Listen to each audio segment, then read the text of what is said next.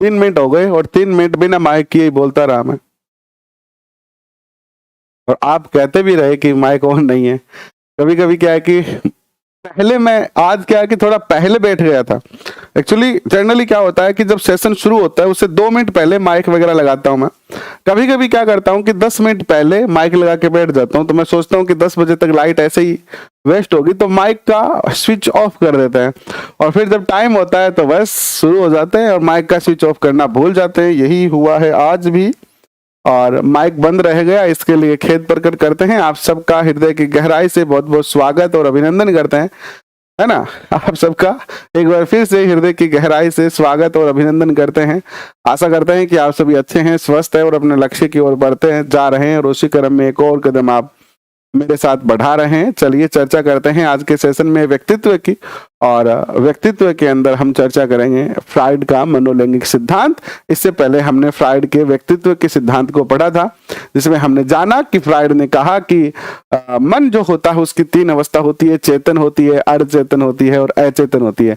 अभी अभी 2 minute 3 minute पहले मैं भी अचेतन अवस्था में, अर्धचेतन अवस्था में जो है चला गया था। कौन सी अवस्था में चला गया था?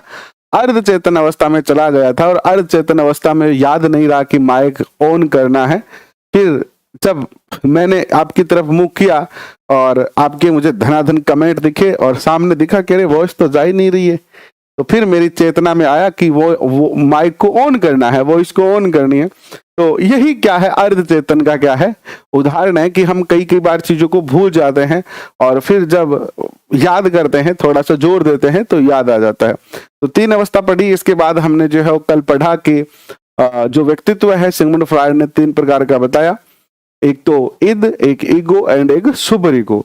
इद के अंदर व्यक्ति पशु जैसा होता है, ईगो के अंदर व्यक्ति जो है वो सामान्य, जैसे हम सब जो है ईगो के अंदर ही जी रहे हैं अब, और एक जो सुपर ईगो होता है वो व्यक्ति सबसे ज्यादा नैतिक होता है। और किस तरीके से हमने लास्ट सेशन में उदाहरण के द्वारा जो है समझा था, आप चाहें तो लास्ट वाला सेशन दोबारा देख सकते हैं, जिससे आपको अगर नहीं समझ में आया है तो वहां पर आप देखोगे तो पूरा अच्छे से ढंग से जो है समझ में आ जाएगा। अब आगे बढ़ते हैं और चर्चा करते हैं, इस टॉपिक को आज पूरा करेंगे अपन, फ्राइड का मनोलैंगिक विकास।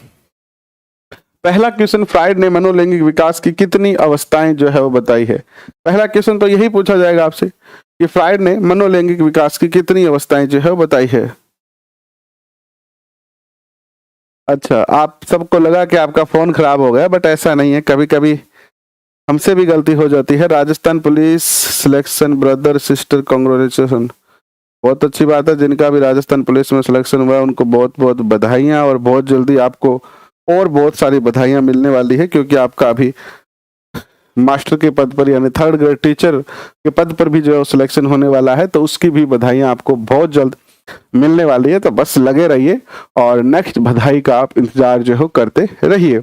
तो पहली अवस्था जो आती है, 5 अवस्थाएं बताई थी टोटल। पहली अवस्था आती है आपकी मुखावस्था। मुखावस्था में क्या होता है, फ्राइड जो था, सिगमंड फ्राइड, इसका जो अध्ययन का मुख्य जो आधार था, यानी इसने जो मुख्य तौर पर जो आधार अध्ययन किया वो काम प्रवृत्ति को जो है मध्य बिंदु मानकर जो है वो काम किया, यानी इसके सारे सिद्धांत जो है वो काम प्रवृत्ति पर ही आधारित है। तो इसने कहा कि पहली जो अवस्था होती है फ्राइड के मनोलैंगिक विकास की, वो होती है कौन सी, मुखावस्था।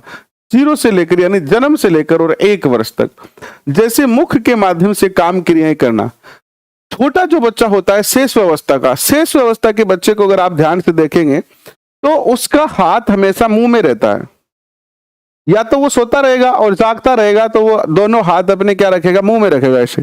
हालांकि उसकी अंगुलियां और अंगूठा तो खुलता नहीं है, लेकिन वो जितना भी हाथ वो मुंह में रख सकता है रखेगा। अच्छा, आप उसको ऐसे हाथ की ऐसे मुट्ठी खोल के और उसमें ऐसे 10 का नोट पकड़ाओ, वो मुंह में डाल देगा। आप उसको चौंक पकड़ाओ, वो मुंह में डाल देगा। आप उसको कुछ भी चीज दोगे उस बच्चे के हाथ में, जो शेष अवस्था का बच्चा है, 0 से लेकर 1 वर्ष तक का बच्चा है, आप उसको जो भी चीज दोगे वो सीधे मुंह में डालेगा। क्यों कर रहा है, इसका अध्ययन करते हुए सिगमंड फ्राइड ने कहा कि बच्चा इसलिए ऐसा कर रहा है क्योंकि यह मुखावस्था है। उसके मनोलैंगिक विकास की कौन सी अवस्था है, ये मुखावस्था है। इस अवस्था में मुख के द्वारा जो है वो काम प्रवृत्ति क्या होती है, शांत होती है। जैसे किशोरावस्था का व्यक्ति होता है या प्रौढ़ावस्था का व्यक्ति होता है, वो जब पुरुष और महिला अपने जनांगों के जरिए संभोग करते हैं या सेक्स करते हैं, तब जाके उनमें क्या होती है, काम जो प्रक्रिया है उसकी शांति मिलती है या काम प्रक्रिया का सुख मिलता है। लेकिन ये सिगमंड फ्रायड ने कहा कि इस तरीके से जैसे किशोरावस्था और प्रौढ़ावस्था में आप जनांगों के द्वारा काम प्रक्रिया से संतुष्ट होते हैं, उसी प्रकार इस पूरी जो काम प्रक्रिया है इसके 5 पार्ट है, जिसमें पहला पार्ट जो है वो क्या है, मुख अवस्था है। और इस अवस्था में बालक मुख के द्वारा, जो 0 से 1 वर्ष का बच्चा होता है, अगर वो मुख में कुछ भी चबाएगा तो उसे जो है वो खुशी मिलती है, उसे जो है वो शांति मिलती है, संतुष्टि मिलती है। तो उसकी काम प्रक्रिया क्या होती है, शांत होती है। जैसे मुख के माध्यम से काम क्रियाएं करना, अंगूठा चूसना, दांतों से काटना इत्यादि, है ना। इस हालांकि दांत तो 1 वर्ष के बच्चे के होते नहीं है, लेकिन वो जो भी है अपने मुख से हर चीज को काटने का प्रयास करेगा। फिर दूसरी अवस्था आती है गुदावस्था। ये 2 वर्ष से लेकर और 3 वर्ष तक की अवस्था होती है, जहां से हम मलमूत्र त्याग करते हैं। वह स्थान गुदा कहलाता है। और गुदा अवस्था से भी काम प्रवृत्ति की शांत होती है, यानी सबसे पहले मुख से, इसके बाद जब 2 से 3 वर्ष का बच्चा होता है तो गुदा मार्ग से जो है उसकी काम प्रवृत्ति शांत होती है। इसीलिए इस अवस्था में आप देखना, अगर छोटा बच्चा है और उसको दस्त लग जाते हैं, दस्त लग जाते हैं छोटे बच्चों को, अगर थोड़ा सा माँ का दूध ज्यादा पी ले या ऊपर का कोई दूध पिला दिया जाए या उसको ऐसा वैसा कुछ खिला दिया जाए बालक को या बालिका को, तो बहुत ज्यादा उनको पोटी या टॉयलेट होने लगता है। और जैसे ही बालक को टॉयलेट ज्यादा होगा तो वो ज्यादा बार टॉयलेट जाएगा, तो इससे क्या होगा, उसका स्वभाव चिड़चिड़ा हो जाएगा। और अगर कभी कभी बच्चे के टॉयलेट ना लगे तब भी उसका स्वभाव चिड़चिड़ा हो जाता है, रोने लगता है। तो इसी अवस्था में ये कहा कि इस अवस्था में बच्चा मल मूत्र संबंधी क्रियाओं से आनंद लेता है। इनका ज्यादा होना या कम होना इनके व्यक्तित्व को क्या करता है, प्रभावित करता है। तो दूसरी अवस्था, पहली अवस्था 0 से 1 वर्ष तक मुखावस्था, 2 से लेकर 3 वर्ष तक गुदावस्था। तीसरी अवस्था देखिए, इसी बीच एक और बात कही गई है, लिंग प्रधान अवस्था। तीसरी अवस्था जो होती है वो लिंग प्रधान अवस्था होती है, 4 से लेकर और 5 वर्ष तक की अवस्था होती है। इसमें क्या होता है, लिंग प्रधान अवस्था में, इसमें जैसे स्त्रीलिंग और पुल्लिंग इनकी प्रधानता होती है।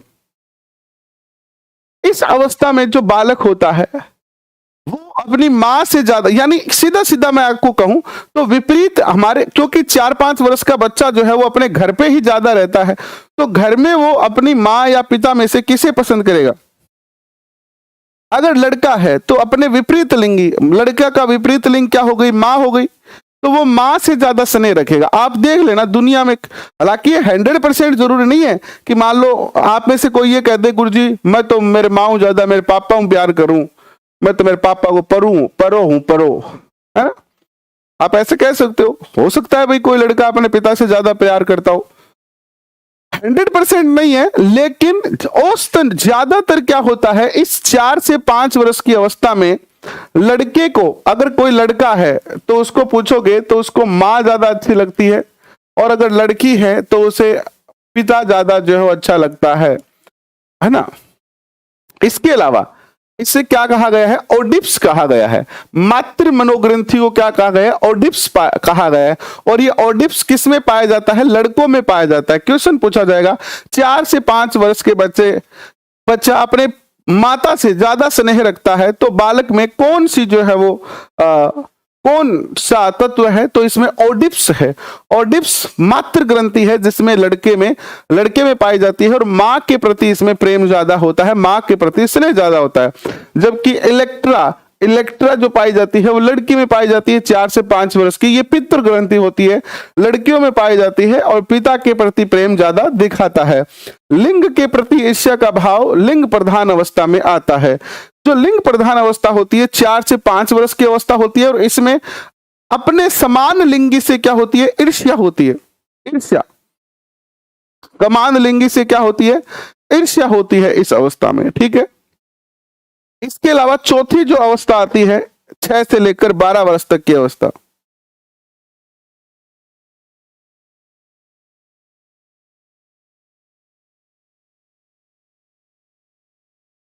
एस गोदारा कह रहे हैं कि हमने रीड के अंदर साइकोलॉजी 5 बार रीड की, यही तो गलती की आपने। आपने रीड की, रीड तो आप रोज अखबार करते हो, अखबार की कितनी बातें याद रख रहती है आपको। अगर आप रीड करोगे ना, तो रीड करने से तो भैया 5 क्वेश्चन ही ज्यादा सही हो गए। साइकोलॉजी रीड करने का सब्जेक्ट नहीं है, साइकोलॉजी समझने का सब्जेक्ट है। साइकोलॉजी समझने का सब्जेक्ट है। आप किताब उठा के साइकोलॉजी को नहीं समझ सकते हैं। यह नहीं कि आपने 5 किताबें पढ़ ली, आप साइकोलॉजी पढ़ लिए, बस आपकी साइकोलॉजी की तैयारी हो गई, अब क्वेश्चन आएगा तो दे देंगे। साइकोलॉजी और मैथ जो है वो एक जैसे सब्जेक्ट हैं। यहां पर आपको चीजों को समझना पड़ेगा, फिर उनको प्रैक्टिकली जो है वो प्रैक्टिकल क्वेश्चन इसमें बहुत आते हैं, बहुत आते हैं। थ्योरेटिकल क्वेश्चन साइकोलॉजी में कम आते हैं, सिचुएशन बेस्ड क्वेश्चन आते हैं, समस्या आधारित क्वेश्चन आते हैं। अगर आप रीट 2022 के पेपर देखोगे तो साइकोलॉजी, जैसे मैंने जो पेपर दिया था रीट लेवल फर्स्ट और सेकंड दोनों पेपर मैंने दिए हैं, 2021 का भी दिया है, 2011 से लेकर 2022 तक के सारे पेपर दिए। मेरे साइको के अंदर जो है 25 प्लस क्वेश्चन सही हो रहे थे, ठीक है, 25 प्लस के करीब क्वेश्चन जो है सही हो रहे हैं। 1 2 5 क्वेश्चन जो गलत होना कोई बड़ी बात नहीं है। कभी कभी हम क्या है कि जानबूझ के हमसे गलत हो जाते हैं। 2 क्वेश्चन तो मेरे गोले काले जो है ना भरते समय और गलत भरे गए, है ना, वरना तो 27 हो जाते। लेकिन मैं ये नहीं कह रहा हूं, मैं ये कह रहा हूं कि साइको को आप क्या करो, पढ़ो मत। साइको की आप चर्चा करो, उसके कॉन्सेप्ट को समझो, क्या कहने चाहती है साइको। साइको से पढ़ के आप अच्छे नंबर नहीं ला सकते हो। आपको कॉन्सेप्ट समझ में आना चाहिए कि इलेक्ट्रा क्या है। रटो मत इसको, ये हिस्ट्री नहीं है, इसको आप हिस्ट्री की तरह नहीं पढ़ सकते हो, आप मैथ की तरह पढ़ सकते हो। मैथ की तरह इसको अगर पढ़ोगे तो बिल्कुल आपको साइको के अंदर। आप में से बताओ कितने बच्चे हैं जो पिछली बार यहीं पर पढ़े थे 2021 और 22 रीट में, और जिन्होंने 20-25 प्लस क्वेश्चन किए हैं। एक बार कमेंट करके बताओ कि जिसके लास्ट 2 पेपरों में 25 या 20 के ज्यादा क्वेश्चन सही हुए हैं साइको के अंदर, कमेंट करके बताओ।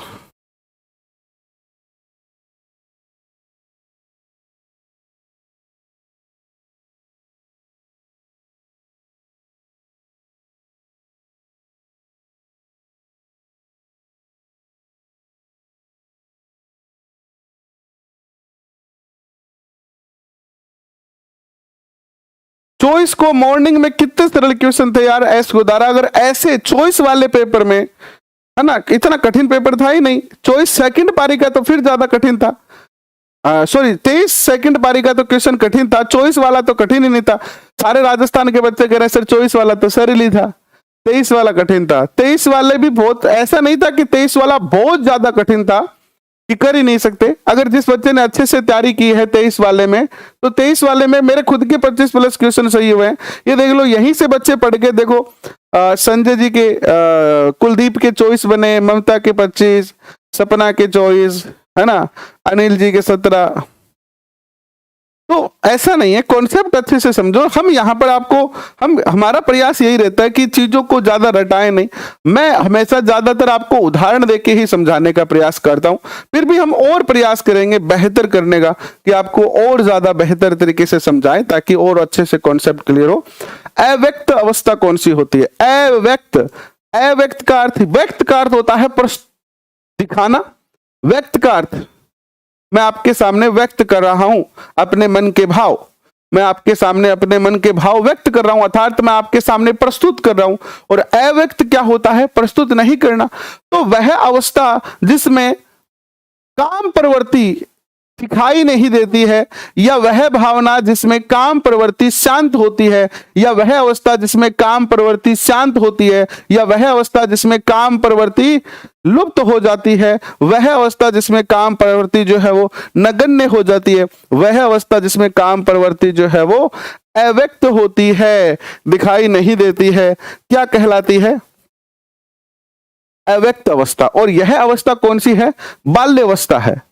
6 से लेकर 12 वर्ष की जो अवस्था है वो, उसमें काम प्रवृत्ति नहीं होती है। 6 साल का लड़का लड़की से लेकर और 12 साल का लड़के लड़की है ना, एक साथ ही कक्षा में पढ़ते हैं, एक साथ ही बैठते हैं, एक साथ ही बातें करते हैं, उनमें कोई काम प्रवृत्ति जो है वो नहीं पाई जाती है। उनमें किसी प्रकार की काम प्रवृत्ति नहीं पाई जाती है, उनके मन में कोई ऐसे भाव नहीं आते हैं, है ना, कि संभोग करें, सेक्स करें, है ना। जैसे भाव आपके किशोरावस्था में आते हैं, किशोरावस्था में जैसे ही कॉलेज में लड़का गया और किसी लड़की से मिला या कोई लड़की कॉलेज गई तो एक दूसरे के प्रति अट्रैक्शन होता है किशोरावस्था में। किशोरावस्था में अट्रैक्शन होता है ज्यादा, है ना। लेकिन जो अवस्था है आपकी बाल्यावस्था या अव्यक्त अवस्था कहा गया है सिगमंड फ्राइड के द्वारा, तो इसमें बिल्कुल भी काम प्रवृत्ति जो है वो मन में भाव ही नहीं होते हैं, मन में भाव नहीं होते हैं, कोई भाव नहीं होते हैं मन में इस तरीके के। तो यह क्वेश्चन बहुत बार पूछा गया है, तो इसको याद रखना। जननेंद्रिय अवस्था 13 वर्ष से लेकर और बाद की जितनी भी आयु है, 13 वर्ष के बाद जननेंद्रिय अवस्था कहते हैं इसको, यानी जनन इंद्रियों के द्वारा जनन प्रक्रिया करना जननेंद्रिय क्रिया है। इसमें जो होता है 13 वर्ष के बाद क्या होता है, 13 अवस्था के बाद किशोरावस्था शुरू हो जाती है। किशोरावस्था में सबसे पहला परिवर्तन होता है कि आपके जो जनन अंग है, 1 मिनट रुको, अब बैटरी लो हो गई है।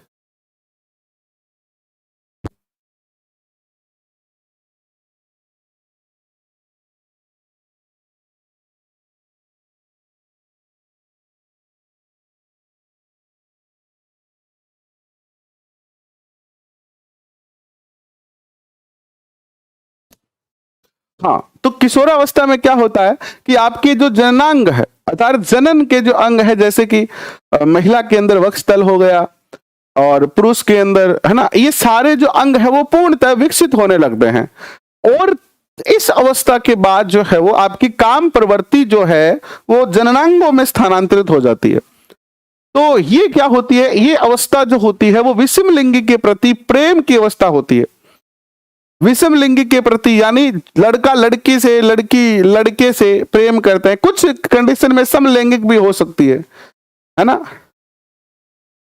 नव मनोविश्लेषणात्मक सिद्धांत प्रतिपादक थे इसके युंग, और युंग को ही क्या कहा गया है, जुंग भी कहा गया है। और ये क्या थे, ये शिष्य थे सिगमंड फ्राइड के शिष्य। किसके शिष्य थे ये, फ्राइड के शिष्य थे, ये फ्राइड के शिष्य थे ये। और इनके सहयोगी थे Adler, Horney, Erich Fromm, Erikson and Sullivan. इनके अनुसार व्यक्तित्व केवल जैविक कारकों के से प्रभावित नहीं होता अपितु सामाजिक कारकों से भी प्रभावित होता है। इन्होंने व्यक्ति की आशावादी छवि के ऊपर बल दिया कि व्यक्ति आशावादी होता है, यानी हम आशा रखते हैं, होप रखते हैं, हम आशा रखते हैं कि अब की बार हम सिलेक्ट हो जाएंगे। ये जो सारी चीजें हैं ना, हम जितना भी काम करते हैं वो आशा पर ही तो करते हैं। आशा यानी पॉजिटिव थिंकिंग, आशा यानी सकारात्मक दृष्टिकोण, आशा यानी कि हाँ मैं ये काम करूंगा और इस काम में सफल हो जाऊंगा, मैं बहुत बेहतर पढ़ रहा हूं और मैं सफल होके रहूंगा। तो ये क्या है, आशावादी दृष्टिकोण है। और ये कहा नव मनोविश्लेषणवाद सिद्धांत में। सर बताओ रीट में आपके कुल कितने नंबर बने? रीट में मेरे कितने नंबर बने ये ज्यादा जानने की आवश्यकता नहीं है। देखो मैं तो हर पेपर ही देता हूं और बस रीट क्लियर है, 105 नंबर के करीब बन रहे हैं, ठीक है। क्योंकि मैं बाकी सब्जेक्ट तो पढ़ता नहीं और ना ही पढ़ाया मैंने। तो हिंदी संस्कृत में नंबर बने मेरे 12 और संस्कृत में नंबर बने 12, इसीलिए रह गए थोड़े पीछे। लेकिन ठीक है, 105 नंबर है तो रीट तो क्रैक हो गया, कोई दिक्कत नहीं है।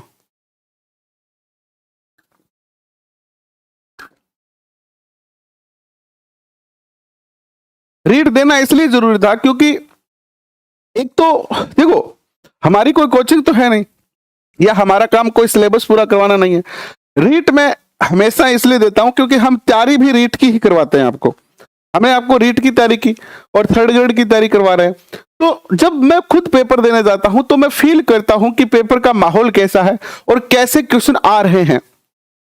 और जैसे माहौल है क्वेश्चनों का, जैसे कि माध्यमिक शिक्षा, अब पेपर जब तक हम देंगे नहीं ना, कोचिंग देखो, एक बच्चे ने मुझे कॉल किया अभी 2 दिन पहले ही किया कि सर मैं वहां पढ़ती थी, किसी एक कोचिंग का नाम लिया और वहां के टीचर ने हमें हिस्ट्री करवाया। हमने उन सर के हिस्ट्री के नोट्स को बहुत अच्छे तरीके से पढ़ा, एक दिन 5 से 7 बार रट के गए, लेकिन बड़ा दुख हुआ कि एक सिंगल क्वेश्चन भी नहीं आया।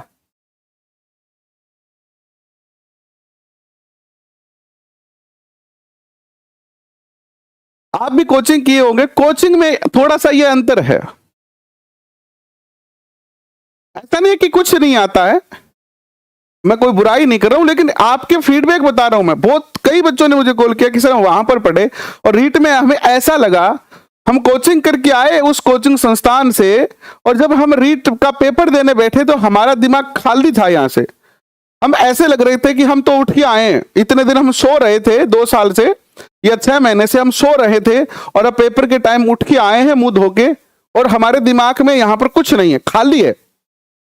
अगर आपको ऐसा फील हुआ है तो आप कमेंट करके बताओ मुझे। अगर आपको ऐसा फील हुआ है कि रीट का पेपर जैसे ही मनोविज्ञान के क्वेश्चन शुरू किए, जैसे ही साइको के उसके एसएसटी के क्वेश्चन शुरू किए, तो ऐसा लगने लगा कि यार बेटा पढ़ के आयो है को नहीं आयो, तो पर्सन ही को नहीं है कि। तो इसके पीछे कारण क्या है? देखो, हिस्ट्री पढ़ाने वाला जो भाई, देखो कोचिंग में हिस्ट्री पढ़ाएंगे, उनका काम है, आपका सिलेबस देखा उन्होंने और सिलेबस के सारे टॉपिक करवाए, आपकी छुट्टी, घर जाओ पढ़ो याद करो, बस।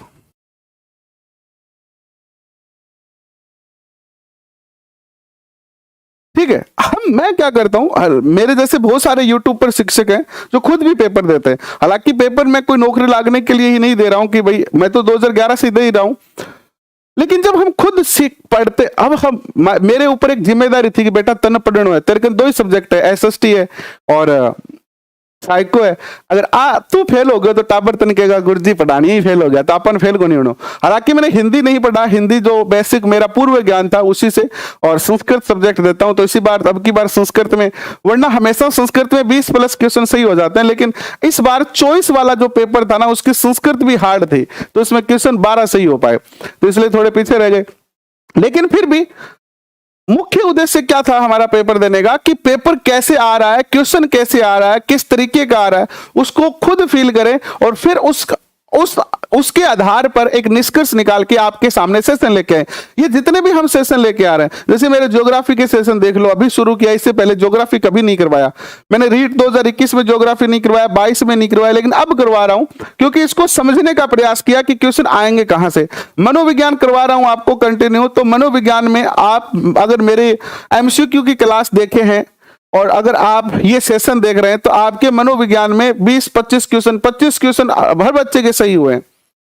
तो बस निरंतर कॉन्सेप्ट को समझिए, और मैं तो ज्यादा उदाहरणों पर डिपेंड करता हूं। जैसे गणित में ज्यादा उदाहरण दिए जाते हैं, बातें कम होती है, वैसे ही यहां पर ही ज्यादा उदाहरण देने, मनोविज्ञान में जितने ज्यादा एग्जाम्पल होंगे उतना ही मनोविज्ञान जो है अच्छा होगा।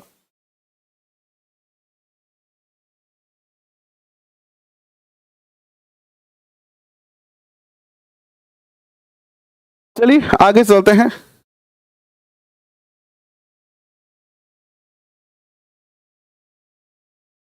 आगे चलते हैं, देखिए बीच में बातें दूसरी छिड़ जाती है ना, टॉपिक रह जाता है। जीवन अवधि उपागम का सिद्धांत, प्रतिपादक थे एरिक एरिक्सन, ये भी सिगमंड फ्राइड के शिष्य थे।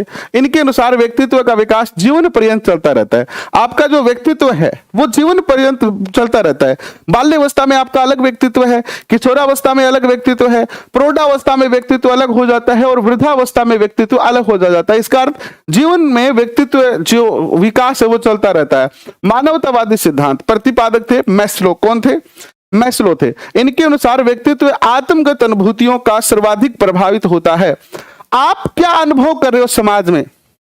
व्यक्तित्व ऐसा नहीं है कि कोई चीज है या कोई गोली है कि ले ली और अच्छा व्यक्तित्व बन गया, या कोई गोली ऐसी ले ली जिससे एक्सपायर हुआ, गोली ले लिया, टैबलेट ले लिया, हमारा व्यक्तित्व खराब हो जाएगा। व्यक्तित्व आपका अनुभव कैसा है समाज में।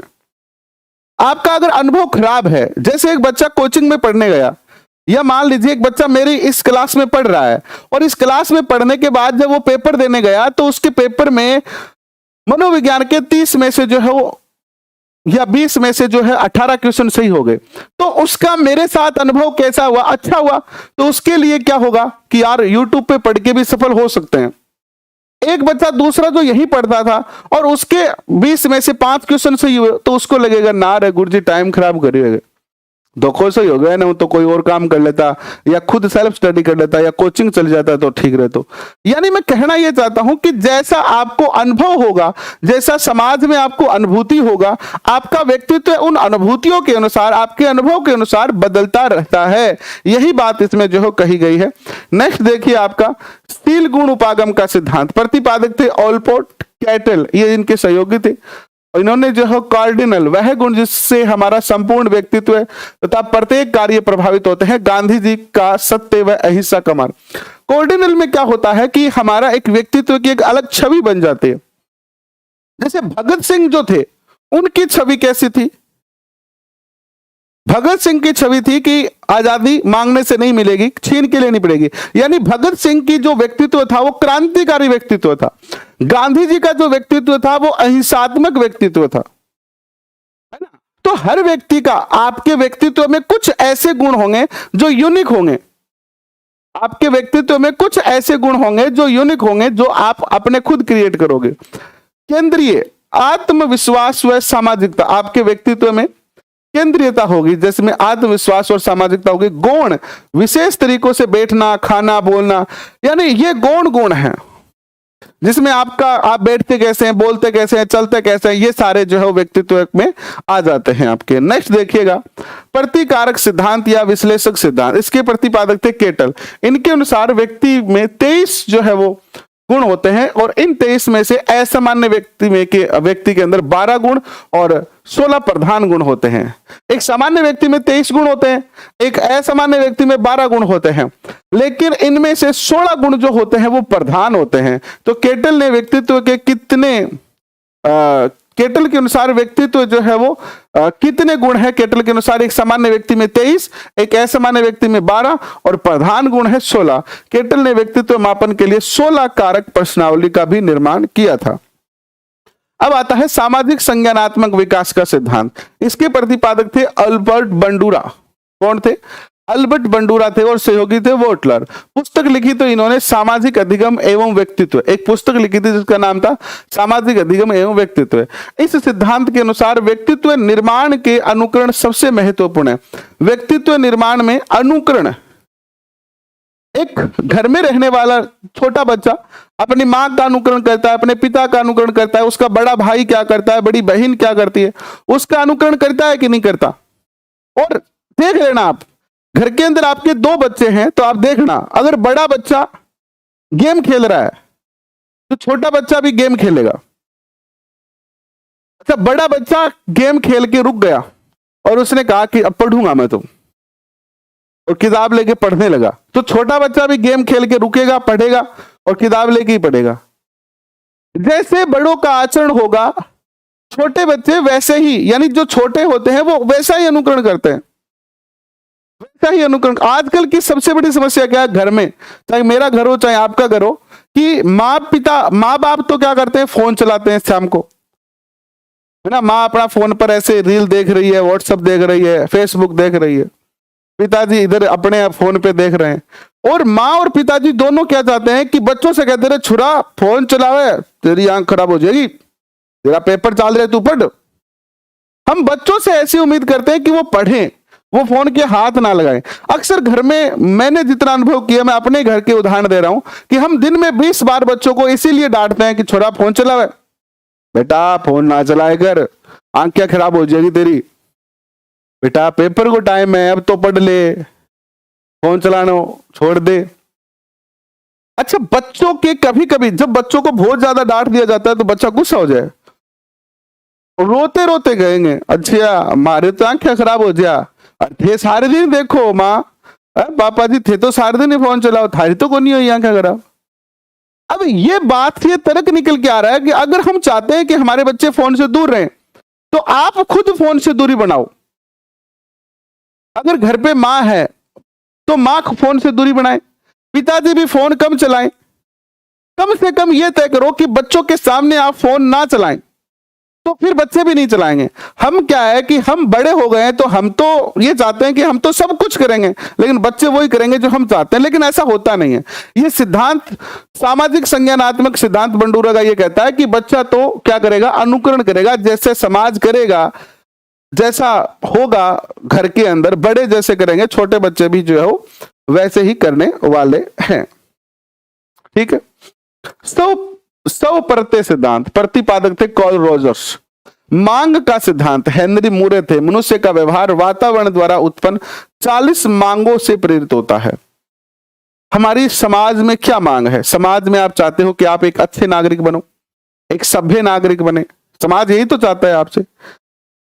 आपके परिवार वाले चाहते हैं कि आप पैसे कमाएं, उनका भरण पोषण करें, आपके बच्चे चाहते हैं कि आप उनकी इच्छाएं पूरी करें, आपकी पत्नी चाहती है कि आप उनकी इच्छाएं पूरी करें। तो इन सारी इच्छाओं या इन सभी मांगों के आधार पर ही क्या होगा, आपके व्यक्तित्व का निर्धारण होगा। शारीरिक संरचना सिद्धांत, प्रतिपादक थे सेल्डन। इन्होंने कहा कि शरीर रचना व व्यक्तित्व में संबंध पर बल दिया इन्होंने। ठीक है।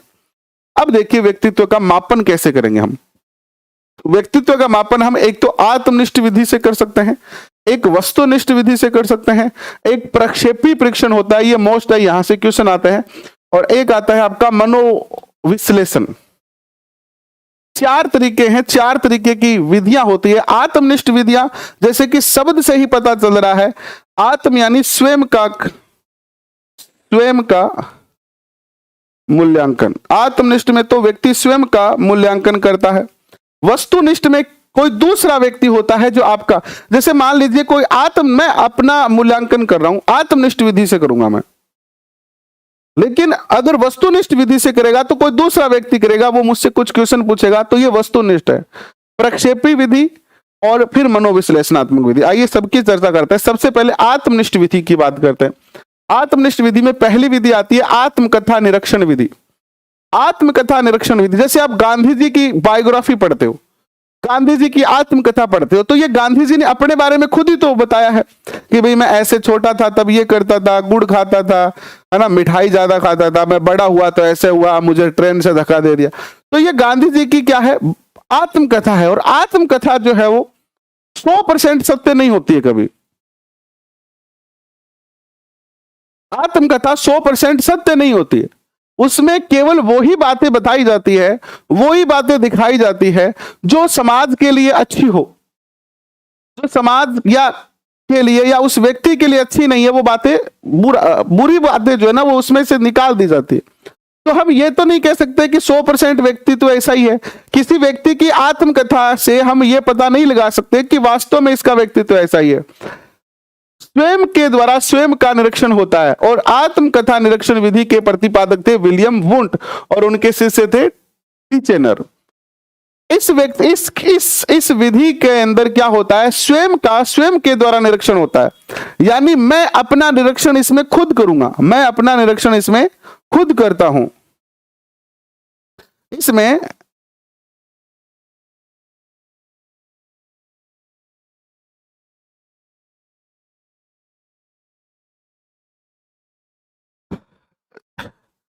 एक बच्चा कह रहा है कि पढ़ती हूं तो नींद आती है, यही कह रहे हो क्या?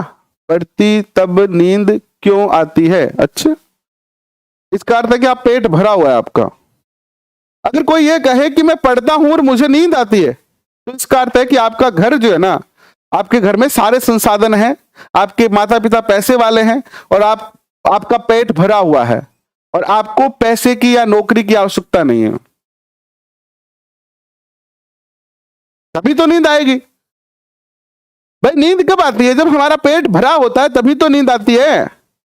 भूखे को नींद नहीं आती है कभी। आप एक दिन रात को खाना मत खाना और देखना आपको नींद आएगी।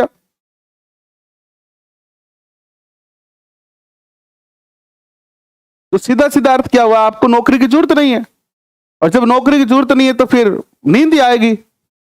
आपने तो आपण मारवाड़ी में कहनी धिगाणों कर रखे, ठड्डो कर रखे नौकरी सागे कि नौकरी लागने में पढ़ने में, बाकी आपको जरूरत नहीं है। जिस बच्चे को पढ़ते समय नींद आ रही है उसको नौकरी की जरूरत नहीं है, बिल्कुल कतई जरूरत नहीं है। और जिसको नौकरी की जरूरत है, जिसका पेट भूखा है, जिसके परिवार की स्थिति खराब है, उसको नींद नहीं आएगी। माँ आके कहेगी बेटा दिन के बैठे हो, 2 मिनट तो आडो हो जा, थोड़ा सो रेस्ट कर लेगा 5 मिनट। और वो बच्चा कहेगा ना माँ, रेस्ट सारी जिंदगी करना है, 2-4 दिन की बात है, 2-4 महीना की बात है, एक बार ढंग से पढ़ लूंगा नहीं तो सारी जिंदगी आप रेस्ट ही करांगा नहीं, अपनी जिंदगी में कभी रेस्ट को नहीं हुआ। क्यों? उसका पेट भी खाली है, उसकी आर्थिक स्थिति भी खराब है। तो भैया जिसको जरूरत है ना चीज की, और जिसको नौकरी की चाहत है, जिसका सपना है, वो तो सोएगा नहीं और ना ही उसको नींद आएगी, कभी नहीं आएगी उसको। और जिसका पेट भरा हुआ है, जिसके लिए कोई अहमियत नहीं है, ठीक है घर का कह दियो पढ़ना है तो पढ़ना, नौकरी ला गई तो ठीक है, नहीं ला गई तो ठीक है, तो बहन तो रोटी खाए बाद में आओगी चोखी नींद, और नींद का सारा बहन खराटा हो रहा होगा। तो ये सत्य बात है, बाकी तो चाहे लोग कुछ भी कहे, बाकी सत्य बात यही है, नींद आने का कारण यही है, वरना नींद कभी नहीं आती है। अब आगे चलो, व्यक्ति इतिहास विधि, इनको कल पढ़ेंगे। अब आगे इसके बाद का कल पढ़ेंगे, कल ये टॉपिक पूरा हो जाएगा। टारगेट तो था कि आज ही हो जाए, लेकिन आज थोड़ी बातें ज्यादा हो गई तो इसको कल करेंगे फिर, ठीक है? इसको क्या करेंगे? कल करेंगे। तो अभी के लिए बस इतना ही, बहुत बहुत धन्यवाद। वैसे अपने पास ज्यादा टॉपिक तो है नहीं मनोविज्ञान के, तो मनोविज्ञान का आपका जो सिलेबस है वो 10 तारीख तक हो जाएगा, और उसके बाद रिवीजन करना है और मल्टीपल चॉइस क्वेश्चन